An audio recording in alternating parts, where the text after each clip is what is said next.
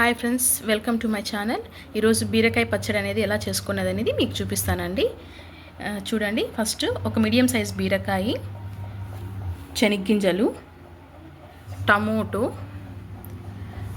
పచ్చిమిరపకాయ, ఎర్రగడ్డ, తెల్లగడ్డ, జీలకర్ర, కొద్దిగా చింతపండు, నిమ్మకాయ సైజ్ అంతా. చూసారు కదండి ఫ్రెండ్స్, ఇవన్నీ తీసుకోవాలి.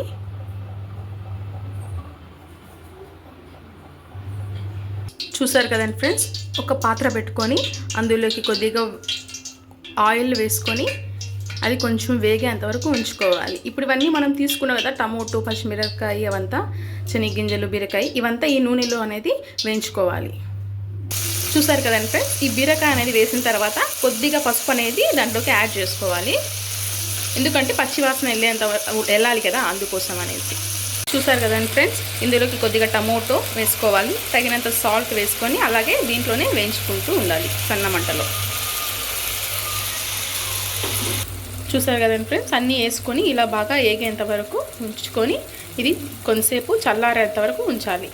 చల్లారిన తర్వాత దీన్ని మిక్సీలో వేసుకోవాలి. మిక్సీ ఉంటే మిక్సీ, రోల్ ఉంటే రోల్లో దంచుకుంటే ఇంకా టేస్టీగా ఉంటుందండి. మాకు అనేది రోల్ అనేది లేదు అవైలబుల్లో, అందుకోసం అనేసి మేము మిక్సీలో వేసుకుంటున్నాం. చూసారు కదండి, ఈజీగా సింపుల్గా మనకు బీరకాయ పచ్చడి అనేది తయారైపోయింది. అంతే అండి, సింపుల్గా చేసుకోవచ్చు. వేడివేడి అన్నంలో తింటే చాలా టేస్టీగా ఉంటుందండి.